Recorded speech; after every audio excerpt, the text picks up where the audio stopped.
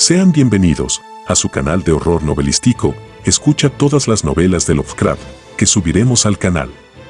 Soy Gray Solid y hoy traigo la novela de Lovecraft Nyarlathotep, una corta novela muy curiosa que te dejará intrigado, así que sin más vamos a escucharla. Nyarlathotep. Nyarlathotep, el caos que se arrastra. Yo soy el último. Contaré al oyente. Desocupado. No recuerdo distintamente cuando empezó todo, pero fue hace meses. La tensión general era horrible. A una temporada de trastornos políticos y sociales se añadió una extraña y triste aprensión de un horrible peligro físico, un peligro extendido y que abarcaría todo, un peligro como solo puede ser imaginado en los más terribles fantasmas de la noche. Recuerdo que las gentes iban y venían con rostros pálidos y preocupados, y susurraban advertencias y profecías que nadie se atrevía a repetir conscientemente o a reconocer en su fuero interno que habían oído. Una sensación monstruosa de culpa se dejaba sentir sobre el país, y en los abismos que hay entre las estrellas soplaban corrientes desapacibles que hacían que los hombres se estremecieran en los lugares oscuros y solitarios. Había una alteración demoníaca en la secuencia de las estaciones. El calor se prolongó durante el otoño de modo temible, y a todas las personas les parecía que el mundo, y quizás el universo, había pasado del control de los dioses o fuerzas conocidas al de los otros dioses o fuerzas desconocidas. Y fue entonces cuando Nyarlathotep salió de Egipto. Nadie sabía quién era, pero era de la vieja sangre nativa y tenía el aspecto de un faraón. Los Fellain se arrodillaban cuando lo veían, y sin embargo no sabían por qué. Él decía que había surgido de la oscuridad de 27 siglos y que había oído mensajes de lugares que no estaban en este planeta. Nyarlathotep vino a los países civilizados, moreno, delgado y siniestro, siempre comprando extraños instrumentos de cristal y metal y combinándolos para formar instrumentos aún más extraños. Hablaba mucho de las ciencias, de electricidad y psicología, y hacía exhibiciones de poder con las que sus espectadores quedaban sin habla, pero que sin embargo aumentaron su fama hasta un grado sumo.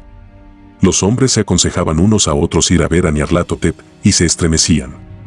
Y donde iba Nyarlathotep el descanso desaparecía porque las horas de la madrugada eran desgarradas con los gritos de las pesadillas. Nunca antes los gritos de las pesadillas habían sido un problema público semejante y ahora los hombres sabios casi deseaban prohibir el sueño en la madrugada para que los alaridos de las ciudades inquietaran menos horriblemente a la pálida y lastimera luna, que brillaba con luz tenue y vacilante sobre aguas verdosas que se deslizaban bajo puentes, y viejos campanarios que se derrumbaban contra un cielo enfermizo. Yo recuerdo cuando Nyarlathotep vino a mi ciudad, la grande, la antigua, la terrible ciudad de los crímenes innumerables. Mi amigo ya me había hablado de él, y de la irresistible fascinación y encanto de sus revelaciones, y yo deseaba ardientemente explorar sus más recónditos misterios. Mi amigo me dijo que eran horribles e impresionantes, más allá de mis más enfebrecidas imaginaciones, que habían sido proyectadas en una pantalla en la habitación a oscuras, cosas profetizadas que nadie, excepto Nyarlathotep, se había atrevido a profetizar, y que en el chisporroteo de sus chispas allí les habían quitado a los hombres lo que nunca les habían quitado antes y que solo se mostraban en sus ojos. Y oí decir que en el extranjero se insinuaba que los que conocían a Nyarlathotep veían cosas que los otros no veían. Fue en el cálido otoño cuando yo pasé una noche con las muchedumbres inquietas para ver a Nyarlathotep, toda una noche bochornosa, allá arriba de las interminables escaleras que llevaban a la sofocante habitación. Y con sus sombras proyectadas sobre una pantalla vi formas encapuchadas entre ruinas y rostros amarillentos y malignos que atisbaban desde detrás de monumentos caídos. Y vi al mundo batallando contra la oscuridad, contra las oleadas de destrucción procedentes del espacio infinito, arremolinándose, agitándose, forcejeando en torno de un sol que se apagaba y enfriaba. Luego las chispas saltaron de forma asombrosa alrededor de las cabezas de los espectadores y los cabellos se pusieron de punta, mientras que las sombras más grotescas que yo pueda mencionar salieron y se posaron sobre las cabezas. Y cuando yo, que era más frío y científico que el resto, musité una protesta hablando de impostura y de electricidad estática, Nyarlathotep nos echó a todos fuera, por aquellas escaleras vertiginosas, abajo hacia las húmedas, cálidos y solitarias calles de la medianoche. Yo grité muy fuerte, diciendo que no tenía miedo, que nunca podría tener miedo, y otros gritaron conmigo para aliviarse. Nos juramos los unos a los otros que la ciudad era exactamente la misma y que seguía viva, y cuando las luces eléctricas empezaron a ponerse mortecinas, maldijimos a la compañía una y otra vez y nos reímos de las caras tan raras que poníamos. Creo que sentí que algo descendía de la luna verdosa, porque cuando empezamos a depender de su luz, de modo involuntario formamos encuadro y emprendimos una marcha, como si supiéramos nuestros destinos aunque no nos atreviésemos a pensar en ellos. En una ocasión miramos el pavimento y vimos que los adoquines estaban sueltos, desplazados por la hierba, con apenas algún riel de metal oxidado que mostrara por donde habían corrido los tranvías. Y de nuevo vimos un tranvía solitario, sin ventanas, estropeado, casi volcado. Cuando miramos en torno al horizonte, no pudimos ver la tercera torre que había junto al río, y observamos que la silueta de la segunda torre estaba destrozada en su parte superior.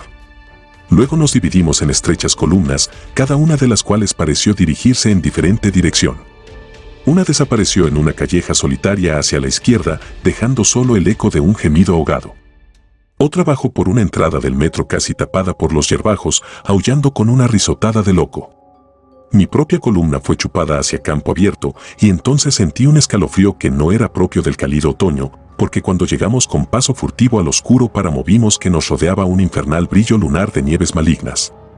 Nieves sin sendas, inexplicables, barridas a ambos lados en una sola dirección, donde había un torbellino de lo más negro a pesar de sus muros relucientes. La columna pareció muy fina, mientras camino pausada y penosamente, de modo soñoliento, hacia el torbellino. Yo me quedé atrás, porque la negra grieta en la nieve iluminada de verde era horrible, y me pareció oír los ecos de un gemido inquietante conforme mis compañeros desaparecían, pero yo tenía poco poder para quedarme rezagado, y como si me hubieran llamado por señas los que se habían ido antes, medio flote entre los titánicos copos de nieve arrastrados por el viento, estremeciéndome asustado, hacia el invisible vórtice de lo inimaginable. Sensible a mis gritos, delirando torpemente, solo los dioses que fueron podrían explicarlo.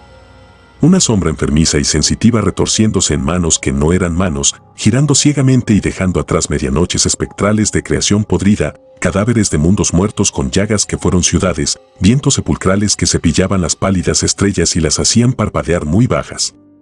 Más allá de los mundos, vagos fantasmas de cosas monstruosas, columnas medio entrevistas de templos no santificados que descansan en rocas sin nombre bajo el espacio, y que alcanzan hasta los vertiginosos vacíos que hay por encima de las esferas de luz y oscuridad.